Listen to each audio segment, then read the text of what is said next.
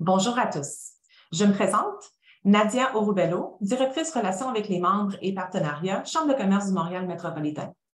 Merci d'être avec nous ce matin pour ce webinaire d'experts présenté par le Fonds de solidarité, FTQ, intitulé « Tirer profit des critères ESG pour mieux vous positionner sur votre marché », un webinaire présenté dans le cadre du forum ESG. Le webinaire d'aujourd'hui vous sera utile, entre autres, pour améliorer la position de votre entreprise dans sa chaîne de valeur, pour prendre une longueur d'avance sur vos concurrents et aussi pour accueillir et retenir les talents au sein de votre organisation. On vous invite à poser vos questions dans l'onglet Q&A tout au long du webinaire, puisqu'une période de questions suivra la présentation. Sans plus tarder, je cède la parole à nos conférenciers. Sophie Robillard, vice-présidente au placement privé et investissement d'impact, accompagnement aux entreprises et chef du développement durable, Fonds de solidarité FTQ. Thomas Martinuzzo, directeur ESG et création de valeur, Fonds de solidarité FTQ, ainsi qu'Éric Martin, président directeur général de Metal7, qui se joindra à nous plus tard pour discuter de l'intégration de l'ESG au sein du groupe Metal7. Et c'est à vous. Merci Nadia, merci. Bonjour à toutes et à tous en ce beau lundi matin, il fait exceptionnellement beau à l'extérieur. Donc, bonjour Thomas, ça va bien ce matin? Oui, ça va très bien, toi? Oui. Donc, écoutez, sans plus tarder, on a parlé de l'ESG avec peur de croissance. On va aborder 4 sujets avec vous ce matin à la page suivante, Thomas. Donc, Thomas et moi, on va se partager ça. Un petit peu plus tard, on va inviter M. Éric Martin, qui est président de l'entreprise Metal7, une entreprise en portefeuille chez nous. Donc, la première étape, juste vous parler un petit peu de l'approche du fonds en développement durable et en ESG. Thomas va vous entretenir sur la maturité ESG des PME québécoises parce qu'on a quand même une bonne fourchette d'entreprises, de 3600 plus d'entreprises en portefeuille. Donc, ça nous donne une belle image de ce qui se passe au niveau ESG à travers le Québec. Le lien entre le ESG et la stratégie d'affaires, donc encore une fois, Thomas et moi-même, on va se partager un petit peu les diapositives pour vous enquérir sur ce sujet-là. Et enfin, j'aurai le plaisir d'interviewer Éric Martin pour parler concrètement de l'intégration ESG dans le groupe Metal7, donc un entretien pour lequel vous pourrez poser vos questions également. Et à la toute fin, il y aura une période de questions. Est-ce que j'ai oublié quelque chose, Thomas, ou ça va? Non, tout est bon. C'est bon. Alors, on va aller à la prochaine page, juste pour vous expliquer le Fonds de solidarité. Donc, écoutez, le Fonds de solidarité, c'est un fonds de travailleurs qui a été créé en 1983 par la FTQ dans une période de crise. Donc, notre mission initiale était vraiment, et vous voyez en haut à droite avec le chiffre 748-371, c'était vraiment pour les travailleuses et travailleurs du Québec s'assurer qu'ils pouvaient épargner pour leur retraite et qu'ils conservaient leurs emplois. Donc, à ce jour, on a près de 750 000 actionnaires épargnants. Je vais vous amener complètement en bas à gauche où vous avez 1,3 milliard. Donc, en moyenne, depuis les 5 dernières années, le fonds a investi au Québec, dans les entreprises du Québec, 1,3 milliard de dollars. Et à droite, aussi, un autre chiffre important en bas, et c'est ce qui nous amène aussi à inviter des gens comme Éric, pour parler de son entreprise. On a en portefeuille à travers le fonds, les fonds régionaux, les fonds locaux, le fonds immobilier, 3600 plus d'entreprises en portefeuille. Donc, c'est vraiment un très grand écosystème et nous en sommes très fiers. Donc, quand on a fait la planification stratégique, on va aller à l'autre page, Thomas, Madame Janie Bélic, notre présidente, a parlé de 3 choses importantes. Donc, nos engagements envers le développement durable au Fonds de solidarité au cours des prochaines années. Premièrement, c'est d'encourager à chaque année 100 000 nouveaux épargnants, en fait pour 2026, pardon, encourager 100 000 personnes sans régime de retraite ou avec un salaire de moins de 55 000 à épargner pour s'assurer d'une retraite convenable et respectable le temps venu. Donc, pour nous, c'est vraiment au cœur de nos préoccupations et nous avons également un groupe qui s'assure de former les gens pour comprendre évidemment les bases de la retraite. Au niveau du 12 milliards en développement durable, c'est que de plus en plus, nos investissements vont être concentrés pour je dirais, soutenir la cause du développement durable et répondre à différents objectifs de développement durable. Vous connaissez les différents objectifs de développement durable de l'ONU. Donc, on veut s'assurer aussi que nos entreprises en portefeuille font le virage vers des activités durables et on sera, je vous dirais, responsable de les sensibiliser à cet effet. Et le troisième pilier, en fait, c'est 100 000 actions d'impact. Ce qu'on a décidé de faire au fond à l'interne, c'est une initiative qui a été lancée lors de notre colloque des employés le 4 octobre dernier pour inciter nos employés à poser des gestes dans les 5 prochaines années pour être, je dirais, pour soutenir tout ce qui est activité durable et ça sur 6 grandes thématiques que nous avons mis de l'avant au fond. Entre autres, la transition environnementale juste, la l'attraction, la rétention des talents, l'immobilier durable, etc. Donc, c'est 100 000 actions d'impact qu'on comptabilisera au cours des prochaines années pour y arriver. Prochaine page, Thomas, s'il te plaît.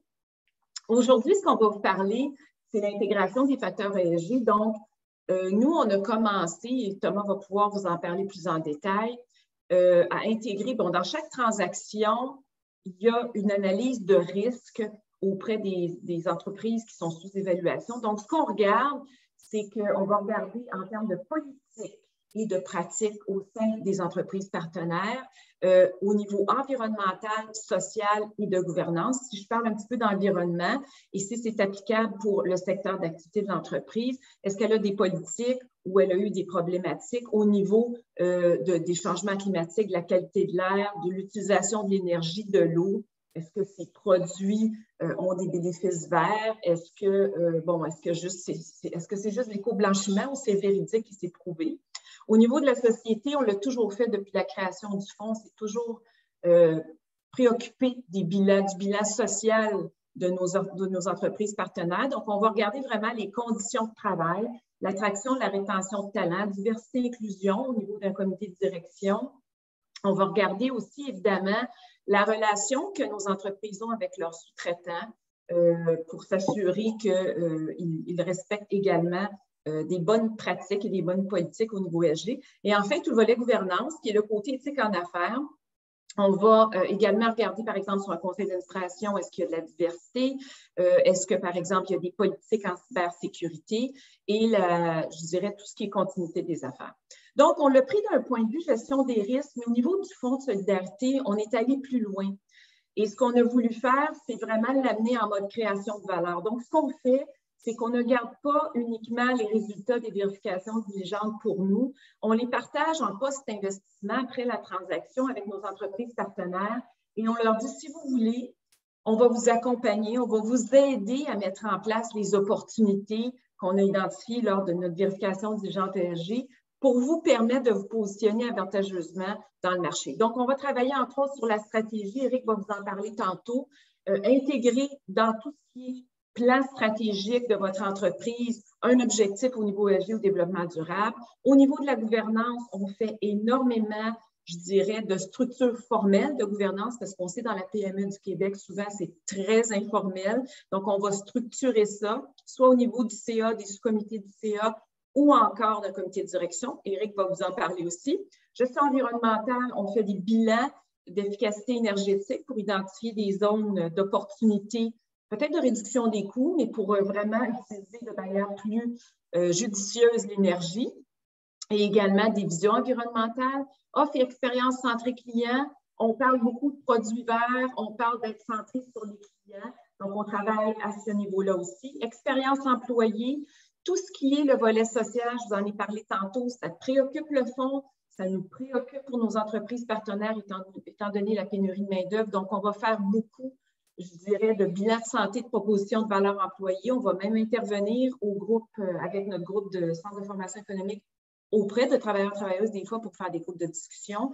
Processus et technologies très interreliés pour toute la transition technologique juste et l'automatisation potentielle de processus pour tirer profit de tout ça, mais s'assurer évidemment que le dialogue est entrepris avec les employés qui peuvent être impactés par l'automatisation. Donc, sur ça, je vais céder la parole à Thomas qui va vous enquérir un petit peu plus en détail sur le ESG. Thomas? Oui, et puis que tu l'as dit, Sophie, on a la chance d'être investisseur dans plus de 3600 entreprises qui nous donnent un peu une vision de la maturité ESG des PME québécoises. Puis c'est ce on tente de résumer sur cette diapositive-là. Donc, tous les jours, pratiquement, on parle à plusieurs entreprises. Puis qu'est-ce qu'on voit? On voit que la majorité des dirigeants, voire des conseils d'administration, quand il y en a, ils sont sensibilisés à l'ESG. On en parle souvent. Le webinaire d'aujourd'hui, c'est un bon exemple. Ceci étant, ils ne savent pas encore vraiment par où commencer. Il y a un peu moins d'entreprises, voire très peu d'entreprises, qui ont vraiment intégré l'ESG dans leur stratégie d'affaires. Puis pourquoi? On tente quelques explications. La première, c'est qu'il y a encore une course à la culture puis à la compétence. On n'a pas vu encore beaucoup d'entreprises qui ont une culture ESG. Ceci étant, on voit clairement une amélioration, puis on en parlera peut-être pendant la période de questions. On pense que la pandémie a accéléré un peu ça. Puis si on se rassure un petit peu, ce qu'on réalise, c'est que l'ESG, vous le savez, à la maison, l'ESG, ce n'est pas nouveau. Il y a plusieurs entreprises qui ont déjà des pratiques, voire certaines des politiques en lien avec l'ESG. Ce qui n'est pas fait, ceci étant, c'est que ce n'est pas encore structuré dans le cadre d'une stratégie. S'il y a un point sur lequel il faut qu'on s'améliore, c'est tout ce qui est indicateur clé, puis reddition de compte. Depuis 2 ans qu'on a créé l'équipe avec Sophie, on a vu très peu d'entreprises qui documentent puis qui présentent leurs résultats ESG comme elles présenteraient leurs résultats financiers.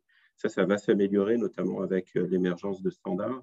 Ça va s'améliorer. Puis notre rôle, c'est de préparer les entreprises. Alors, tu l'as dit, Sophie, nous, ce qu'on a décidé, c'est pas de voir l'ESG uniquement comme une analyse de risque, mais vraiment comme un vecteur de croissance.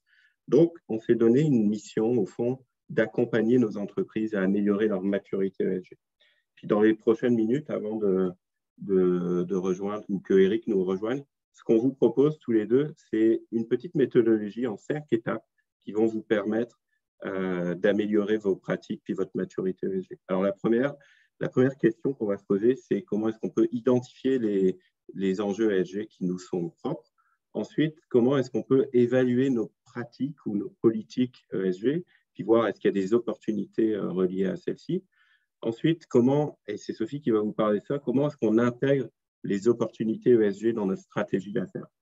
Et enfin, à la fin de la journée, on est des investisseurs, donc on aime ça avoir des plans d'action. Donc, on va vous donner des conseils puis des bonnes pratiques basées sur nos discussions avec les dirigeants d'entreprise sur l'établissement d'un plan d'action réaliste. Alors, si on commence avec la première étape, ce qu'on va faire, c'est assez simple. Pour chacune des 4 étapes, on va vous poser 3 questions. Puis, c'est des questions qu'on pourrait vous faire parvenir après la présentation. Donc, la première étape, c'est l'identification des enjeux ESG qui nous sont propres. La première question qu'on se pose, elle est assez simple, c'est qui nos parties prenantes. Alors, on a essentiellement 2 types de parties prenantes, des parties prenantes internes et externes. Quand on parle de parties prenantes internes, on parle évidemment des dirigeants de l'entreprise, des salariés, mais également de toutes les organisations internes. On peut penser notamment aux syndicats ou aux groupes de travailleurs. Ensuite, les parties prenantes externes, on parle des actionnaires, des clients, des riverains, comment est-ce qu'on travaille avec la communauté, mais également, Sophie t'en a parlé, des sous-traitants et des fournisseurs. Alors, on va prendre 2 exemples concrets. Le premier, c'est des parties prenantes externes. Nous, ce qu'on fait systématiquement quand on fait une vérification diligente ESG ou quand on aide nos entreprises à comprendre leur maturité ESG, c'est qu'on va on va regarder leurs 3 ou 4 plus gros clients, puis regarder si ces clients ou ces donneurs d'ordre ont pris des engagements qui pourraient avoir un impact sur les opérations d'entreprise. C'est ce qu'on résume sur un tableau comme ce que vous voyez ici. Donc là, vous voyez trois clients. Pour la petite histoire, c'est l'entreprise de commerce de détail. Donc, client A, client B, client C. Puis vous voyez que ces clients ont pris des engagements qui peuvent avoir un impact sur notre entreprise. Par exemple, concrètement, si un de vos donneurs d'ordre a pris un engagement de devenir carboneutre d'ici 2040 ou 2050, ce que ça veut dire, c'est qu'elle compte à ce que ses fournisseurs ou ses sous-traitants deviennent carboneutres également. Donc, pour les entreprises, c'est un indice qu'il faut qu'elles fassent des investissements pour réduire ses émissions de GES. Là, vous voyez des exemples, d'autres exemples. On pourrait en prendre un deuxième. Beaucoup de donneurs d'ordre demandent à ce que leurs sous-traitants ou leurs fournisseurs s'engagent vers le respect des normes de santé et sécurité au travail. Donc, c'est des éléments que vous devriez suivre dans votre stratégie. Donc, ça, c'était un premier exemple de partie prenante externe. Maintenant, Sophie, tu vas nous parler d'un deuxième exemple qui est important pour nous, qui est les employés. Merci, Thomas. Donc, c'est sûr, quand on regarde tout ce qui est ESG, partie prenante importante, quel est l'intérêt de vos employés pour le développement durable? Et la page qui est à l'écran présentement, en fait, c'est un sondage qu'on a conduit pour la première fois l'année passée auprès des travailleuses et travailleurs du Québec. Il y a 2001 personnes, important le 1 de plus. Donc, ce qu'on a fait, c'est qu'on s'est préoccupé à savoir est-ce que la pénurie de main-d'œuvre avait un impact sur leur morale, en fait, au sortir de la COVID, comment ils se sentaient par rapport à ça. Au niveau, on a regardé les conditions de travail et on les a questionnés spécifiquement sur le ESG. Je dois vous dire qu'on va reconduire ce sondage-là sur une base annuelle. Je pense qu'il va être administré prochainement, dans les prochaines semaines. Donc, ce que ça a révélé, et on était très surpris de ça, mais quand même, ça vous donne un indice important, c'est que 94% des travailleurs, travailleuses du Québec s'attendent à ce que leur entreprise ait des initiatives en santé, sécurité, mieux-être. Donc, tout ce qui est ESG, ce qui les concerne de prime abord, c'est vraiment leurs conditions de travail à eux. Dans le fond, le what's in it for me, le salaire, les horaires, l'ambiance de travail.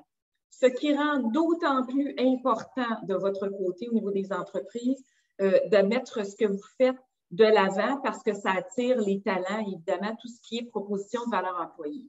L'autre côté, quand on a posé la question sur la protection de l'environnement, 82% se sentent concernés, donc 76% par la lutte au changement climatique. Nous, ce qu'on a décidé de faire, c'est de mettre de l'avant une formation aux travailleurs et travailleuses qui va être donnée par notre groupe de formation économique pour aller justement les sensibiliser au changement climatique. Et ça va débuter sous peu. Le dernier point, tout ce qui est équité, diversité et inclusion. Donc, oui, les travailleurs et travailleuses trouvent que c'est important, mais ne se sentent pas nécessairement concernés. Remettre ça encore sur le dos des entreprises. Mais ce que ça veut dire, c'est probablement que l'entreprise aura à les sensibiliser, à les former à l'égard de l'équité, la diversité et l'inclusion. Donc, sur ça, Thomas, je te recède la parole. Oui, merci. Donc là, si on fait le résumé, on vient de comprendre c'est qui nos parties prenantes, puis on a identifié les principaux enjeux de nos parties prenantes.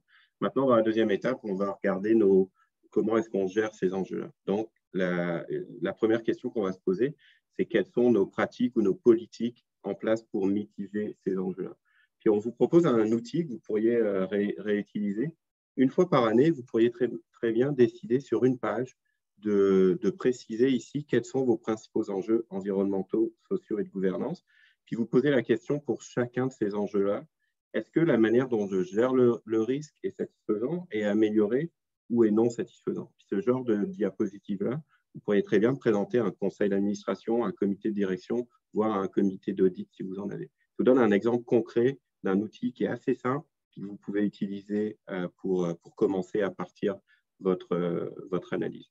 Donc là, vous avez identifié comment est-ce que vous mitigez un peu vos risques. Maintenant, est-ce que certains de ces risques, vous pouvez les transformer en opportunités?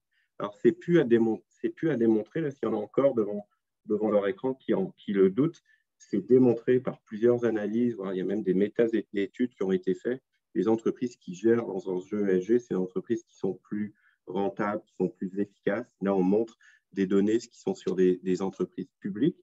Mais si vous prenez du recul, puis vous posez la question, Sophie l'a dit, qu'est-ce que c'est le ESG au début? C'est une analyse de risque. Donc, c'est évident que si une entreprise gère bien ses risques, elle devrait être plus efficace.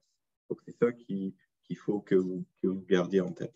Donc, la dernière étape, on revient toujours à la première question, qui est quel est l'impact de ces opportunités-là pour mes parties prenantes? Donc, quand on se pose la question sur par où je devrais commencer, vous revenez à la première étape, identifier, regarder qu'est-ce qui était important pour vos parties prenantes, puis choisissez de commencer par ces premières opportunités-là. Alors maintenant, ce qui est important, ce n'est pas de faire des silos, de ne pas partir une équipe de ne pas gérer des enjeux ESG indépendamment de vos stratégies d'affaires, et c'est exactement ce dont va vous parler Sophie juste après. Merci Thomas. Donc, dans le fond, le lien de l'ESG avec les stratégies d'affaires, avez-vous déjà une vision élaborée des objectifs stratégiques clairs? Nous, la manière qu'on le propose, puis on va aller à la page suivante, Thomas, c'est vraiment d'intégrer certaines opportunités ESG dans la stratégie d'affaires. Vous avez, pour ceux qui sont d'entreprises autour de l'écran aujourd'hui ou comme participants dans l'auditoire.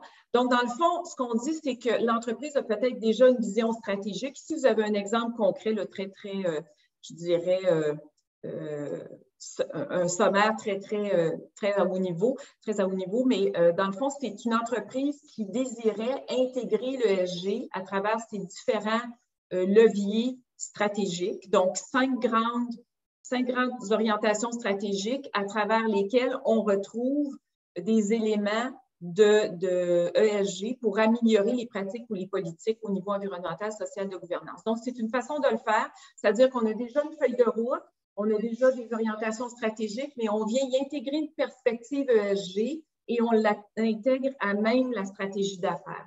Un autre exemple, ça pourrait être d'avoir, à la page suivante, Thomas, s'il te plaît. Donc, on pourrait ajuster un autre exemple d'entreprise partenaire qui a voulu vraiment avoir une offre précise au niveau des services en construction durable ici. Donc, lancer une offre en amélioration de l'empreinte environnementale en bâtiment existant, puis lancer une offre de déconstruction et en revalorisation des déchets. Donc, eux, ce qu'ils voulaient faire, c'était vraiment dire, je vais dédier un objectif spécifique à l'ESG, au développement durable. Donc, quand on commence avec l'ESG, c'est sûr qu'on peut dire déjà, je fais des choses, je viens optimiser ce que j'ai déjà en place. Et le prochain pas, ce qui vient naturellement, c'est de dire, peut-être que je me mets vraiment un objectif en développement durable. Et ça dépend du stade de maturité de l'entreprise. Où ça nous mène tout ça? Le dernier point, Thomas, je pense que c'est au niveau des gains rapides et d'avoir aussi une feuille de route.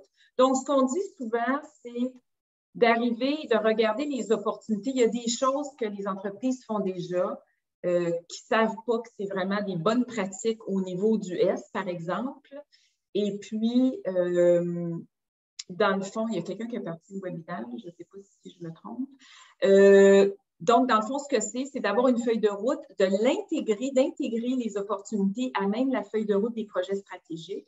Et comme on ferait pour n'importe quelle opportunité, identifier quels sont les gains rapides, lesquels on peut mettre de l'avant plus rapidement pour pouvoir capitaliser dessus, avoir des succès et en parler. Tout est dans la façon de pouvoir en parler, soit à l'interne ou à l'externe, pour bien se positionner favorablement, soit dans notre marché, au niveau de notre concurrence, ou encore, on s'annonce sur notre site web et ainsi, on peut peut-être se positionner comme une entreprise responsable et attirer des talents.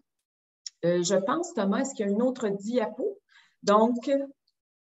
Oui, juste après, une fois qu'on a identifié les gains rapides, on se pose la question comment est-ce qu'on peut mobiliser nos employés. Par exemple, le programme dont tu as parlé tout à l'heure, Sophie, sur le programme de 100 000 actions du fonds, c'est exactement ça. L'objectif, c'est comment est-ce qu'on peut intégrer, créer un engouement auprès de nos employés pour les intégrer vraiment dans notre stratégie de développement d'affaires. De développement durable, pardon. Puis Sophie, je te laisserai répondre tout à l'heure à la question. Quelle est la première action d'impact que tu as réalisée pour les 100 000 actions du fonds? Puis la dernière étape, c'est comment est-ce qu'on peut mesurer? Et puis là, je vous reviendrai à la diapositive que j'ai présentée tout à l'heure sur les engagements de vos donneurs d'ordre. Vous pourriez très bien partir de là. Quels sont les engagements qui ont été pris par vos donneurs d'ordre? Puis basé là-dessus, quel KPI, quelle mesure, quelle métrique je peux mettre en place pour montrer un peu qu'est-ce que je peux faire. Parce qu'on a l'habitude de dire, c'est quelqu'un du Fonds Solidarité qui le dit, c'est que le faites pas pour vos investisseurs, faites-le pour vos clients, puis pour vos parties prenantes, pour vos employés. Choisissez vos métriques en fonction de ça, puis les investisseurs vont suivre. Voilà. Sophie, maintenant, je pense que tu vas avoir un invité qui va nous parler de ça encore plus concrètement. Parfait. Et je pense que tu voulais que je réponde à une première action d'impact. Bien, écoute, quelque chose de très, très simple en lien avec une de nos thématiques qui est la transition environnementale juste. C'est de prendre l'habitude de fermer beaucoup de lumière chez moi le soir. Par respect pour ceux qui ont peut-être moins d'énergie. On sait qu'on est très privilégiés au Québec. Mais quand même, de fermer les lumières, éteindre les lumières dans des pièces où on est, ou même à l'extérieur. Des fois, on aime ça allumer tout notre terrain, mais limiter ça. Donc, ceci étant dit, ça nous amène à la portion intéressante, je dois dire aussi, du webinaire avec Éric Martin, qui est président de groupe Métal 7. Donc, Métal 7 est un partenaire du fonds depuis 10 ans. C'est situé à Sept-Îles. Éric va vous parler de son entreprise qui conçoit et fabrique des produits et des équipements de haute performance pour les entreprises du secteur de la métallurgie. Donc, Métal 7 compte près de 200 employés au Canada, aux États-Unis, Mexique, Chili, en Europe. Et sans plus tarder, je demanderai à Éric de se joindre à moi. Alors, Éric, tu peux ouvrir ta caméra. Bonjour, Sophie. Bonjour, Éric. Bon matin, ça va bien? Très bien, merci, toi. Oui, comment il fait à Sept-Îles ce matin? Très, très beau. Encore très beau. Très chaud aussi. Parfait. Bien, écoute, Éric, on va tout de suite embarquer dans l'échange. Donc, premièrement, ma première question est vraiment pour toi. Te présenter un peu ton parcours brièvement et Métal 7. J'ai fait un petit topo, mais je te laisserai vraiment, tu le fais tellement bien, présenter ton entreprise à l'ensemble de l'auditoire. Alors, je te cède la parole. Parfait, merci. Donc, brièvement, je suis ingénieur de formation. La quasi-totalité de ma carrière, je l'ai faite dans le domaine manufacturier, de directeur général, vice-président développement des affaires, puis aussi vice-président ingénierie, pour finalement arriver pour des compagnies publiques et aussi côté à la bourse, mais aussi pour des compagnies privées. Et finalement, je suis arrivé comme PDG de Métal 7 en début 2020, en début de pandémie, chez Métal 7. Donc, comme tu l'as dit, Métal 7, c'est 200 collaborateurs, c'est 4 entreprises qui œuvrent majoritairement dans le marché minier. On conçoit, fabrique des produits, des équipements et des solutions pour le marché minier. Donc, on a notre usine, la principale usine est à Sept-Îles. On a développé une expertise reconnue mondialement dans le domaine du tamisage du minerai, la combustion, la filtration. On a 2 entreprises à Québec, celle de Engerite dont l'expertise est le transport du minerai et la sécurité des sites miniers.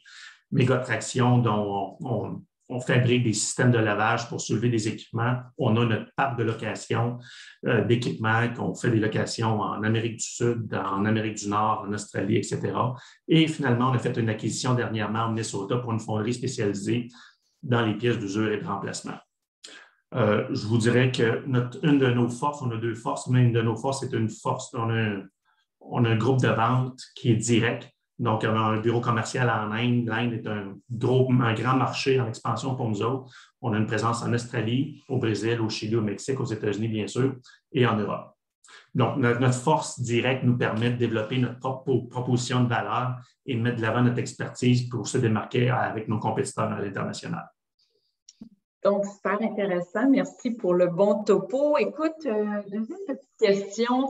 Quand on a commencé à travailler avec toi au niveau de l'accompagnement, on a fait ton bilan ESG. Et un peu comme Thomas l'a montré tout à l'heure. Et puis, dans le fond, je voudrais que tu me parles un petit peu de ton expérience. Puis, ça nous a amené à présenter aussi les enjeux propres à ton secteur. Et puis, qu'est-ce que tu as retenu de ça? Puis, peut-être aussi, on en a parlé quand on se pratiquait hier, tu disais ta position face à l'ESG, comment tu te sentais par rapport à ça, puis qu'est-ce que le bilan te fait réaliser? Oui.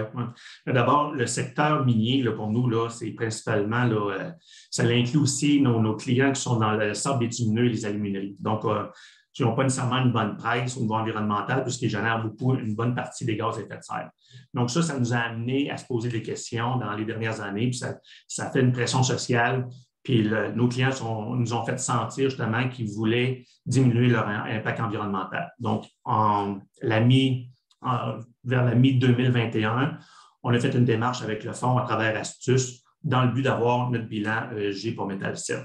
L'équipe d'Astuce a fait un audit, comme vous l'avez expliqué avec Thomas, de nos processus avec des entrevues avec nos collaborateurs, puis a fait même intervenir des experts reconnus mondialement dans le domaine minier pour qu'on puisse comprendre les enjeux et les opportunités, puis qu'on puisse bien se positionner pour notre groupe chez Métal 7, puis ça fait toute la différence au niveau mondial. Donc, quand j'ai commencé la démarche, tout ce que vous avez parlé tantôt d'augmenter les ventes par un multiple de 4 et faire de la rétention, j'ai dit, ça va être le fun, mais mettons, si on peut y arriver. Écoutez, j'étais sceptique, mais sur les bénéfices annoncés, mais finalement, l'attraction de la main-d'œuvre, l'amélioration de la compétitivité, croissance des ventes, on est en train de doubler de 2021 à 2023 notre chiffre de vente. Puis l'augmentation, même avec l'augmentation des marges aussi. Donc, je peux vous dire que je suis passé d'un petit peu de sceptique à un apôtre, finalement. Dans le fond, ça t'a permis d'orienter certaines choses un peu plus précisément sur les opportunités que, en fait, le bilan t'a démontré.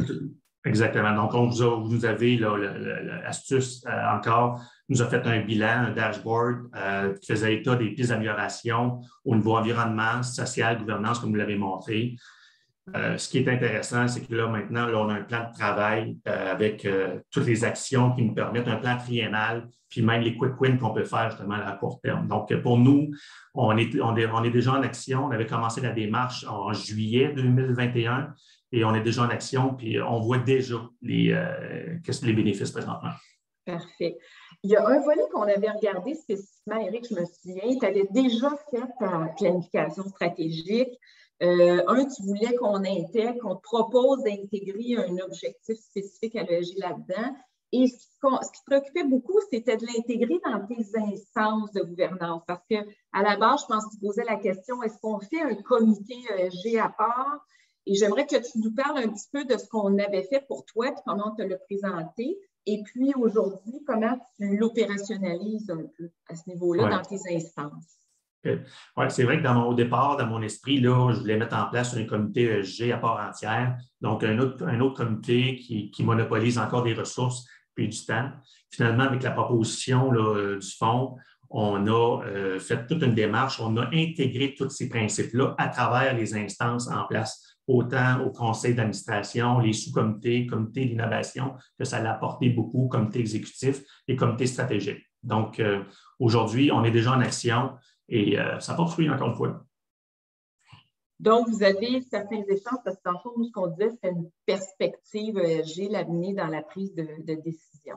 Quand tu as parlé tantôt au niveau des opportunités environnementales, sociales, de gouvernance, si je te parle côté environnemental, puis on prévoit faire avec toi une feuille de route de décarbonation, mais explique-moi ce que tu veux faire au niveau environnemental, peut-être par rapport à tes produits, tout ça, quelles opportunités ça t'a amené, ça t'a amené peut-être à réfléchir au niveau de tes produits, du positionnement. Je vous dirais qu'au niveau, comme tu l'as dit, là, au niveau environnemental, on a deux objectifs principaux. Le premier étant là, de se mettre en place une feuille de route pour un plan de décarbonation qui nous permette de nous démarquer, parce qu'on a quand même là, des pressions par rapport à nos clients. Le plus important, c'est qu'on a réalisé avec notre comité d'innovation que les nouveaux équipements nous permettent de diminuer la facture énergétique et l'empreinte de nos clients. On était il n'y a même pas 2 ans, on focusait toujours pour l'amélioration de la productivité de nos clients. Puis on s'est aperçu, je vous donne un exemple concret, qu'un exemple avait un problème avec un client en Inde. Un de nos équipements leur permettait de sauver, de diminuer leur facture énergétique de 18 millions de dollars par année et aussi de diminuer de 61 000 tonnes les gaz à effet de serre. Donc, c'est en parlant avec ça, c'est des données qui viennent de notre client, à force d'avoir une bonne proximité client. Et ça a tout changé notre proposition de valeur au départ. Donc, on parlait d'amélioration de la productivité. Là, on parle maintenant de diminution de l'empreinte environnementale par la diminution de la facture énergétique et aussi la réduction des gaz à effet de serre. Ça change tout. Puis même notre client en Inde maintenant est rendu un promoteur pour nous au niveau mondial, dans le sens qu'il va à des symposiums et parle de Métal 7 avec tous les produits innovants qu'on leur donne. Donc, au niveau environnemental, c'est nos 2 gros, je vous dirais, objectifs à court terme qu'on a de continuer dans cette donnée-là. Donc, ça veut dire, Éric, que toi, tu aides tes clients, c'est tes émissions de gaz à effet de serre portée 3, donc c'est chez tes clients.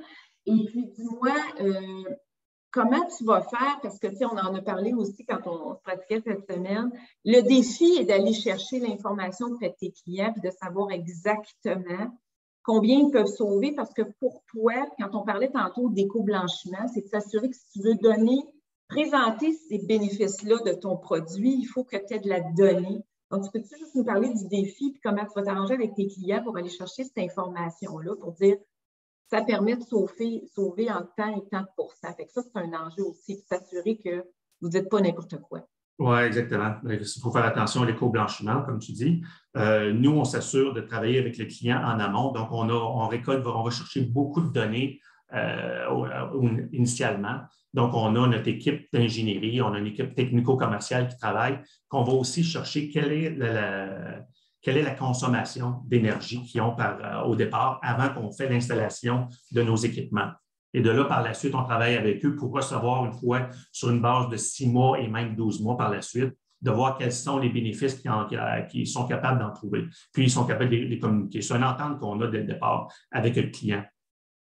Puis, dans le fond, quand on dit que l'ESG, ça te permet de te positionner de façon avantageuse, ça devient pour toi un positionnement dans ton marché puis par rapport à tes concurrents. Est-ce qu'ils font la même chose ou tu penses que ça vous donne une longueur d'avance par rapport à ça? Alors, tout à fait. Ça nous a permis, notre compétition n'est pas au Québec, elle n'est pas au Canada, elle est plutôt mondiale. Elle vient de la Chine, elle vient justement de l'Europe de l'Est.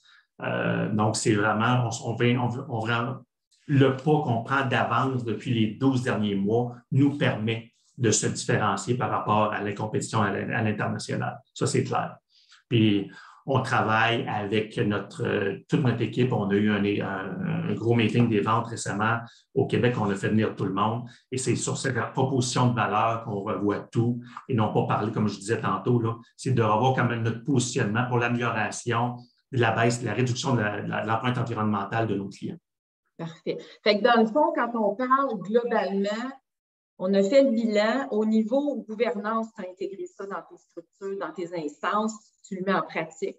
Puis, tu sais, tantôt, tu as mentionné, on n'a pas fait un comité à part, souvent, ce qu'on va dire, puis même toi, tu l'as dit, pour une entreprise de 200 personnes, tu n'es pas pour créer une autre instance, ça devient bien trop compliqué.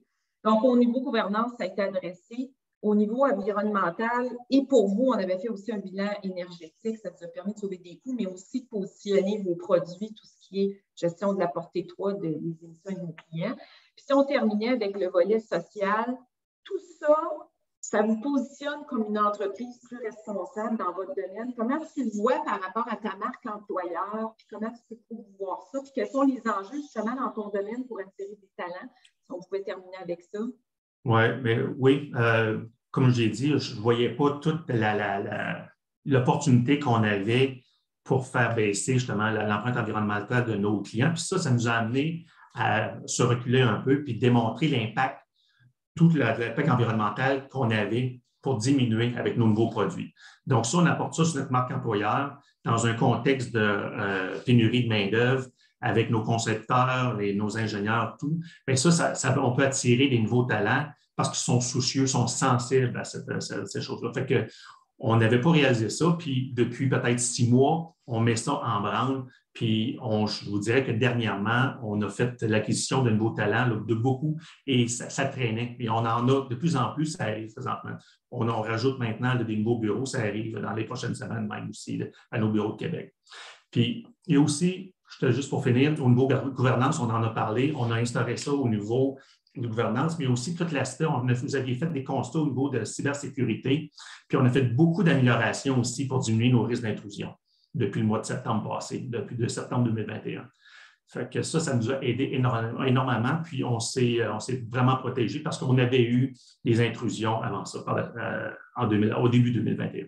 Merci de le rappeler parce que j'avais oublié, c'est dans le volet gouvernance où on fait aussi ce qu'on appelle, nous, des audits de cybersécurité, puis c'est un point que j'avais oublié. Donc, en terminant, Éric, si je te demande si tu avais un conseil à donner aux dirigeants d'entreprise qui nous écoutent par rapport à l'ESG, ce serait quoi?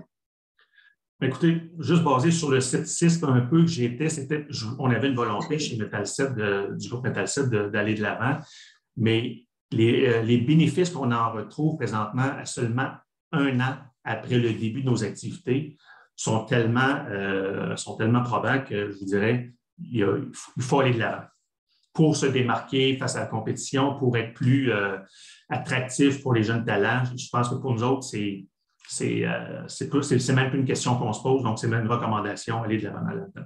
Donc, ça a ouvert des perspectives, peut-être, comme on l'a dit, des nouvelles opportunités pour vous de voir les choses de manière différente. Tout à fait. Écoute, Éric, je te remercie infiniment. Je t'inviterai à rester en ligne parce que je pense peut-être que Thomas va prendre la pôle pour peut-être des questions. Alors, Thomas, je te céderai la parole. On a déjà reçu quelques questions, il y a plusieurs d'entre elles auxquelles vous avez déjà répondu, mais Éric, je t'en poserai une. qui est assez intéressante, comme tu le sais, malheureusement, ou on n'espère pas, là, mais c'est possible qu'on rentre dans une période de ralentissement économique. Puis, les gens se demandent est-ce que cela pourrait avoir un impact sur tes investissements et ta volonté d'investir en ESG ou en développement durable? Non, au contraire, si ça nous a permis de se différencier comme on était plutôt dans une croissance économique dans les 12-18 derniers mois, c'est vrai que présentement, on va avoir un impact, il va y avoir une baisse, mais notre volonté de continuer à vouloir se démarquer, puis même, je vous dirais, là, par rapport à notre compétition chinoise ou de l'Europe de l'Est, ça va faire la différence au niveau international. Donc, la réponse est non, on va continuer à investir dedans. Parfait. Puis, il y a 2 questions, je pense, auxquelles tu as déjà répondu, mais je te les repose au cas où tu as des précisions. Le premier, c'est, je pense qu'on l'a bien compris, est-ce que l'ESG est un facteur distinctif pour toi? La réponse est assez simple. Sans contredit, c'est vraiment distinctif, au-delà de nos espérances. Et puis, il y avait une question sur la pénurie de main-d'œuvre à laquelle tu as également répondu. Puis, on voit dans en particulier les dernières embauches, ça a été un élément assez important, peut-être pour les plus jeunes générations, c'est ça? Tout à fait, oui. On réussit à recruter de jeunes talents qui sont beaucoup plus sensibles que je pensais encore. Ouais.